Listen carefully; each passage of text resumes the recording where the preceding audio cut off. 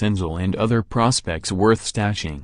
Fantasy baseball owners are always on the lookout for the next breakout star. With all the top prospect lists coming out these days, it can be difficult to make sense of them all. Our friends at Fantasy Pros invited me to be part of a roundtable discussion in which several fantasy writers were asked to pick one pitching and one hitting prospect they'd want to target in 2018 drafts, even if they may not start the season in the majors.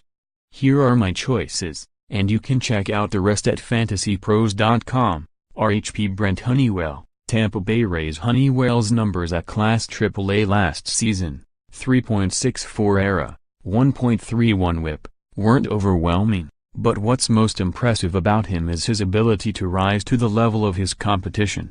At last year's All-Star Futures game, Honeywell was the starter for Team USA and became the first pitcher to earn MVP honors when he tossed a pair of scoreless innings with 4 strikeouts. What makes the 22-year-old right-hander so intriguing is his 5-pitch repertoire, which includes a screwball, something rarely seen in the game these days.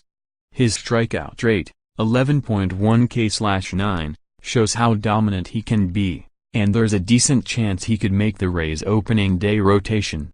3. Senzel, Cincinnati Reds. A polished college hitter, Senzel was the second overall pick in the 2016 draft. So it's no great surprise he's excelled at every level as he's moved up through the minors. Promoted at midseason to Class AA Pensacola, Florida, he posted a .340/.413/.560 line with 10 homers and 209 at-bats. Entering his age 23 season, his power is still developing and he's already received an invitation to the Reds' Major League camp this spring. Senzel will start the season in the minors, but if he continues to have the kind of success he's shown so far, it won't be long before he's manning the hot corner in Cincinnati.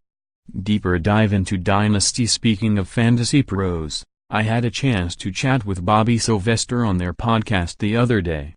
We discussed some of the top rookies we expect to see in the majors in 2018, plus a few busts from last year's class.